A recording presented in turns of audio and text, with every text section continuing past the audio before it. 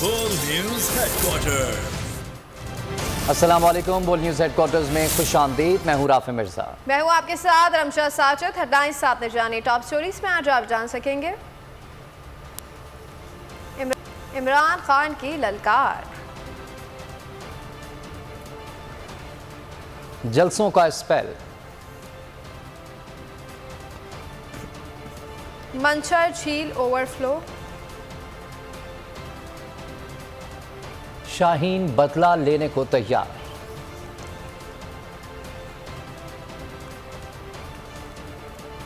Bulletin का आगाज करेंगे और सबसे पहले आपको बताएं कि हुक्मरानों सुन लो, अगर मेरी कमर दीवार से लगाई गई तो मैं टाइगर बनकर हमला कर सकता हूं। इमरान खान की हुकूमत को वार्निंग। भावलपुर जलसे से खिताब में कहा कि मेरी कौम का ज़मीर जाग चुका है, अब लूटों के दिन ख़त्म हो गए। साबित करूंगा कि जरदारी माफिया के खिलाफ सिंध के अवाम भी मेरे साथ हैं। इमरान खान के शफाफ इंतखाबात का मुतालबा एक बार फिर दोहरा दिया। कहा सियासी इस्तेहकाम से ही मईशत आगे बढ़ेगी। आज आपको पैगाम देना चाहता हूं कि मैं सिर्फ अपने मुल्क की खातिर मैं कोई वो हरकत नहीं कर रहा जिससे मेरे मुल्क को नुकसान हो, लेकिन मेरी अगर आपने दीवार के साथ मेरी कमर लगा दी तो याद रखें कि मैं कॉर्नर टाइगर बन सकता हूं। मैं अल्लाह का खास शुक्र अदा करता हूं, उसने मेरी कौम को जगा दिया। जो मेरी जागी हुई कौम मुझे नजर आ रही है, लोटों के दिन खत्म हो गए। मुल्क की जो माइशत है वो सुकड़ रही है, कर्जे बढ़ रहे हैं। मेरे पाकिस्तानी तैयार हो जाओ। इसका सिर्फ एक तरीका है कि पाकिस्तान में साफ और शफाफ इलेक्शन करवाए जाए। पॉलिटिकल स्टेबिलिटी के बगैर माशी इस्तेकाम नहीं आ सकता। जब हमने अपने लोगों को महंगाई से बचाया, क्योंकि हमने टैक्स ज्यादा इकट्ठा किया, हमने उससे लोगों के ऊपर कम बोझ डाला। 17 साल के बाद ये कौम हमारी माशत तरक्की कर रही थी। कोरोना के बावजूद जो टैक्स इकट्ठा कर रहे थे, पाकिस्तान की तारीख में रिकॉर्ड टैक्स इकट्ठा किया, जिसकी वजह से मैंने पेट्रोल की और फजल रहमान की कीमत नीचे रखी। हमारे जमाने में तेल 103 से 115 डॉलर पे बिका आलमी मंडी में, और हमने पेट्रोल की कीमत 150 रुपए लीटर रखी। फजल रहमान की कीमत 145 रुपए लीटर रखी। हमारे दौर में बिजली 18 रुपए यूनिट, आज 36 रुपए यूनिट, टैक्स मिला के 50 रुपए यूनिट। इन्होंने प्रोपेगेंडा किया, साजिश की कि बहुत महंगाई थी। आज पाकिस्तान की तारीख में कभी इतनी महंगाई नहीं हुई जो 4 महीने में हुई है। किस लिए आए थे? एनआरओ लेने के लिए, अपनी चोरी माफ करवाने के लिए। भावलपुर यहाँ तो एक बहुत बड़ा मूंछों वाला लोटा है, 3.5 साल हुकूमत में बैठ के अयाशी करता है और फिर लोटे का मुंह उधर चला जाता है। मेरे से वादा करो कि आपने इस लोटे को किसी सूरत जीतने नहीं देना। तो पाकिस्तानियों, मैं जो आज आपके पास आया हूं, मैं आपको तैयार करवा रहा हूं हकीकी आजादी की तहरीक के लिए। भावलपुर में इमरान खान ने सियासी मुखालफिन पर भरपूर गोलाबारी की। बोले कि मरियम कहती थी कि उसकी किसी जगह कोई जायदाद नहीं, उसका नाम एहसास प्रोग्राम में डाल देना चाहिए क्योंकि इस बेचारे के पास कुछ भी नहीं है। कहा इन 3 स्टूडेंट्स ने बैरूनी ताकतों से मिलकर हमारी हुकूमत गिराई। मुल्क की सबसे बड़ी बीमारी आसिफ अली जरदारी है। शहबाज शरीफ बूट देखते ही आला किस्म की पॉलिश करना शुरू कर देता है। डीजल पैसा बनाने और सियासत चमकाने के लिए इस्लाम का नाम लेता है। मरियम बेचारी तो कह रही मैं तो पाकिस्तान छोड़े, दुनिया में मेरे पास कुछ नहीं है। सदके जाऊं, एहसास प्रोग्राम में डाल देता हूं मरियम को। बेचारी के पास कोई प्रॉपर्टी नहीं है, बेचारी 2 वक्त तक खाना नहीं खा सकती। 3 स्टूडेंट्स ने पूरी मिलके अंदरूनी और बैरूनी ताकतों से मिलके इन्होंने साजिश करके हमारी हुकूमत हराई। सबसे खौफनाक शक्ल और मुल्क की बड़ी बीमारी आसिफ जरदारी एक ये। दूसरा, आपने देख लिया चेरी ब्लॉसम शहबाज शरीफ को, जूते देखते पॉलिश शुरू कर देता है, और जिस तरह मैंने कहा बूट देखते तो खास पॉलिश शुरू कर देता है, और बड़े बूटों की खास ऐसी चमकदार पॉलिश करता है कि शक्ल नजर आती है उसको उनको में। और तीसरा, डीजल का काम क्या है? इस्लाम को इस्तेमाल करो अपनी सियासत चमकाने के लिए और पैसा बनाने के लिए। शरीफ खानदान और दूसरा जरदारी खानदान, ये जो आज दोनों इकट्ठे हो गए हैं, ये दोनों 30 साल से पैसा चोरी कर रहे हैं। शहबाज शरीफ, मैं मानने नहीं आया, मैं तो मजबूर हूँ। कहता है सारी कौम मेहनत करेगी। शहबाज शरीफ, सारी कौम तो मेहनत कर रही है, तुम चोरी करके पैसा बाहर ले जाते हो। भावलपुर में तहरीक इंसाफ ने बड़ा जलसा किया। कारकुनान की बड़ी तादाद शरीक हुई, जिन्होंने हुकूमत के खिलाफ लक शकाफ नारे लगाए, फौरी इंतखाबात का मुतालबा किया।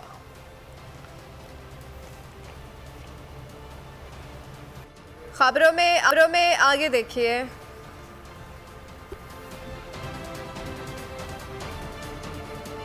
पीटीआई की तैयारी क्या?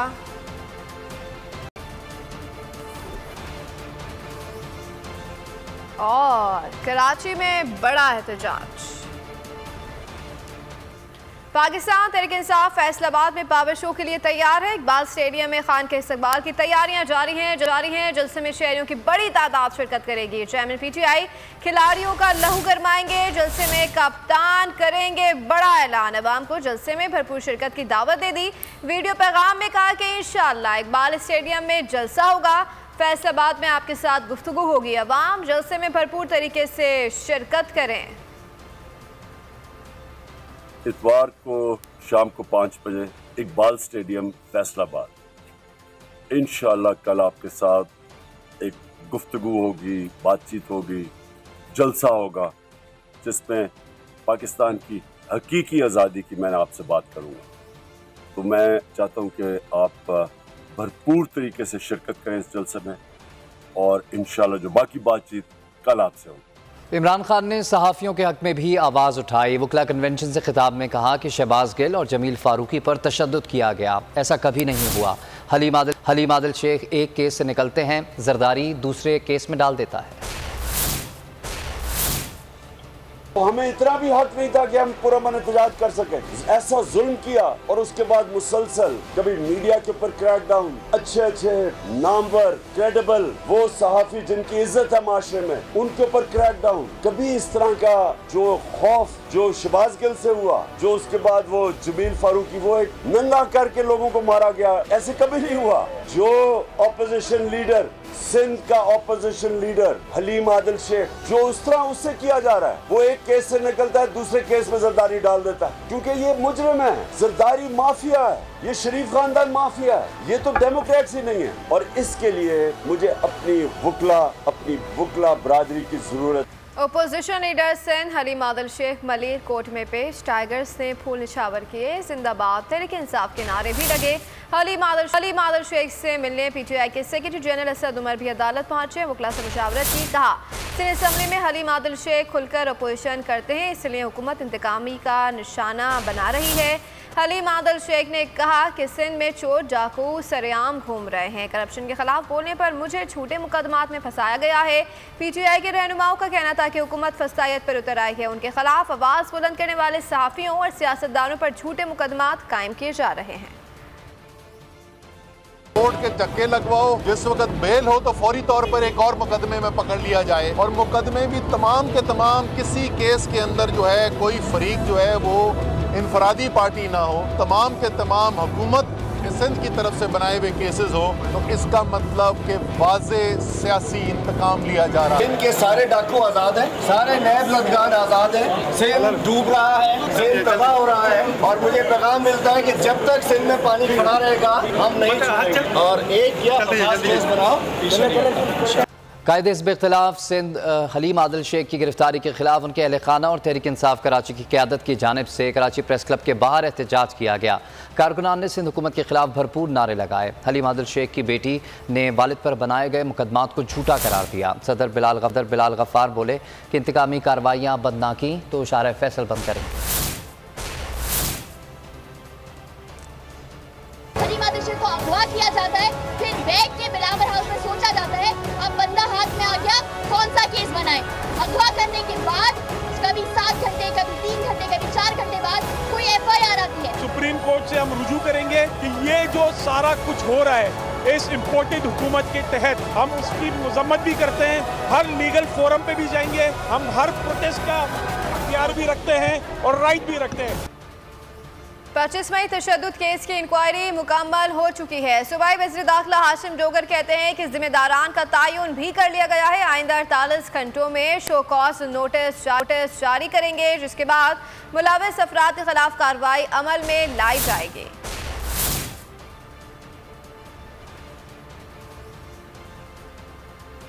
यहाँ पर आपको अपडेट कर रहे हैं कि 25 मई तशद्दुद केस की इंक्वायरी मुकम्मल हो चुकी है। सूबाई वज़ीर दाखिला हाशिम डोगर कहते हैं कि जिम्मेदारान का तयन भी कर लिया गया है। आइंदा 48 घंटों में शो कॉज नोटिस जारी करेंगे, जिसके बाद मुलविस अफराद के खिलाफ कार्रवाई अमल में लाई जाएगी। और यहाँ आपको बताएं कि पाकिस्तान के नंबर 1 न्यूज़ चैनल की आवाज़ दबाने की कोशिश। चेयरमैन PTI इमरान खान को जब भी बोल पर नशर किया जाता है, मुल्क भर में बोल की नशरियात को बंद कर दिया जाता है और ये पाबंदी इमरान खान की तकरीर के ख़त्म होने तक जारी रहती है, जिसके बाद बोल की नशरियात को मरहलावार बहाल किया जाता है। ऐसा क्यों होता है? अवाम सवाल का जवाब मांग रहे हैं। इम्पोर्टेड हुकूमत पर बोल का खौफ।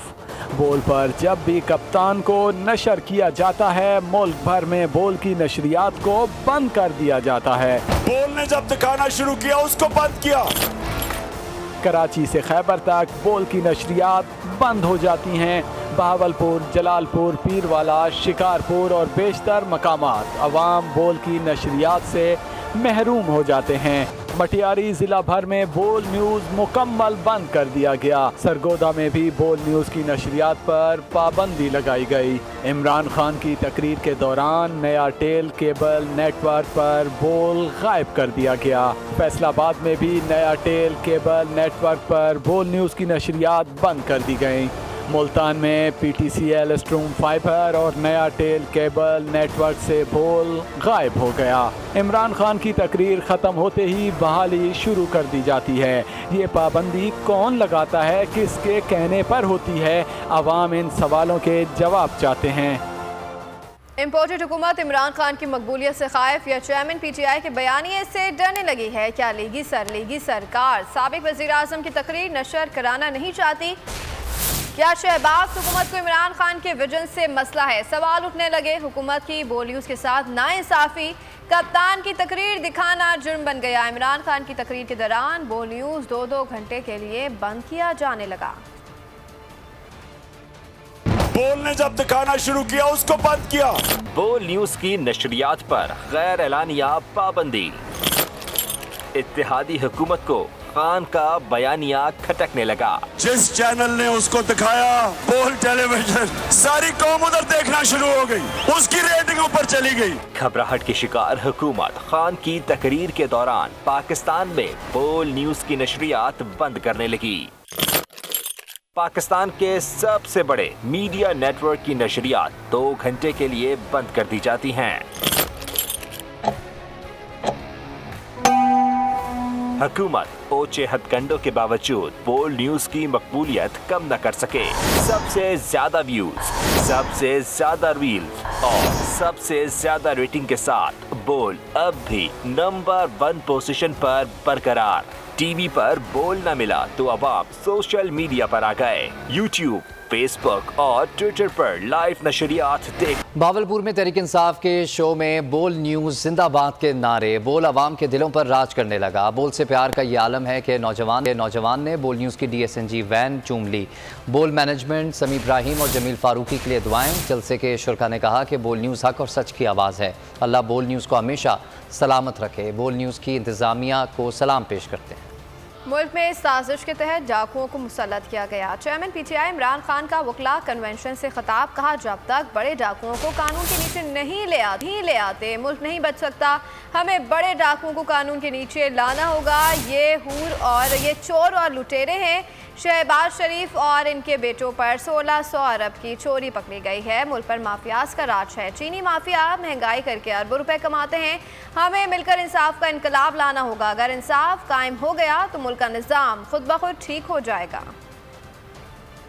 कि मुल्क के ऊपर बड़े बड़े डाकुओं को मुसल्लत कर दिया गया एक साजिश के तहत। अगर हम इस मुल्क के अंदर इंसाफ कायम कर दें, और इंसाफ का मतलब ये होता है ताकतवर और कमजोर उनके लिए एक कानून बन जाए। जब तक हम ताकतवर डाकुओं को कानून के नीचे नहीं लेके आते, ये भूल जाएं कि कोई भी इस मुल्क को ऊपर उठा सकता है, क्योंकि ये पाकिस्तान के लिए बहुत जरूरी है कि हमारी कौम इस चीज को समझे। क्योंकि छोटा चोर कितनी चोरी कर लेगा? जितने भी आपके चोर बैठे हुए ना, पता नहीं 70,000 में से कितनों ने चोरी की हुई है, उन सारों का पैसा आप इकट्ठा कर दें तो एक Shahbaz Sharif and sons corruption limited company, जिन्होंने एक खांचा मारा है, वो एक 16 अरब का जो इनका FIA का केस है, वो सारे चोरों के से ज्यादा पैसा जो नहीं पकड़ा गया वो तो गया बाहर। यानी जो FIA ने पकड़ा था वो 1700 था। जरदारी का ये जो ओमनी फेक अकाउंट्स, वो 100 अरब से भी ज्यादा है। वो जब पैसा चोरी करते हैं, वो बिस्तर के नीचे तो अरबों रुपया नहीं छुप सकता। पाकिस्तान के ऊपर जो कब्जा हुआ है चोरों का, माफियाज का, कार्टेल्स का, जो बड़े बड़े शुगर माफिया टाइप कार्टेल्स जो चीनी महंगी करके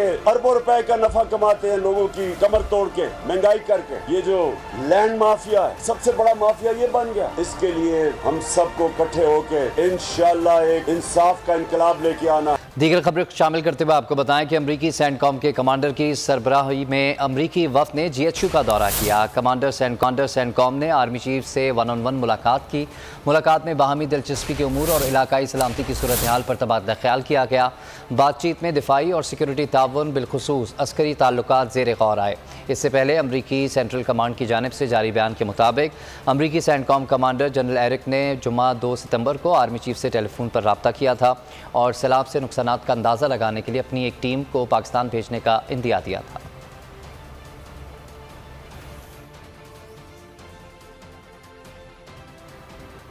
उल्टा चोर कोतवाल को जाते। मुल्क पर महंगाई का पहाड़ तोड़ने वाले वज़ीर ख़जाना इमरान खान पर उंगलियां उठाने लगे। बोले इमरान खान ने 19,000 अरब रुपए का कर्जा बढ़ा दिया। आपने IMF से मुआहदा किया पेट्रोल की कीमत बढ़ाएंगे। शौकत तरीन पर भी तनकीद की, कहा कि उनकी बातें समझ से बाहर हैं। जो मर्जी झूठ बोल देते, ये कंस्पिरेसी हो गई, वो कंस्पिरेसी हो गई। इनको शर्म नहीं आती? $25,000 महीने का ये देते हैं उधर लॉबिंग में अमेरिका का, और फिर आके हमको अमेरिका के भाषण देते हैं। हमको आपकी हकीकत पता है, कौम को आपकी हकीकत पता चल गई है। सच्ची बात ये कि आप लोग झूठ का चूरन बेच रहे हैं। IMF से जाकर आप सेल्स टैक्स डील करके आए, उसके बाद आपने क्यों मुआहदा तोड़ा? क्योंकि आपने अपने दोस्तों को एमनेस्टी देनी थी। क्या आपने IMF को नहीं कहा था? शौकत तरीन साहब, मैं आपसे पूछ रहा हूँ कि जैसे ही अप्रैल का महीना आएगा और हम नो कॉन्फिडेंस अगर जीत गए तो हम फौरन वापस पेट्रोल महंगा कर देंगे? क्या आपने IMF को ये कहा था कि नहीं कि हम अप्रैल में पेट्रोल की प्राइसेस बढ़ा देंगे? ये बता दीजिए। शौकत तरीन इस मुल्क में इस पाकिस्तान की वजह से अमीर आदमी बनाए ना, पाकिस्तान की वजह से वजीर खजाना बनाए ना, पाकिस्तान की वजह से एक साहिब सरवत बनाए ना, मिफ्ता इस्माइल भी इस पाकिस्तान की वजह से। तो ये हम पाकिस्तान की खिदमत कर रहे हैं। एक बार फिर नंबर 1 सब्सक्राइब करें और बेल दबाएं ताकि कोई खबर रह न जाए।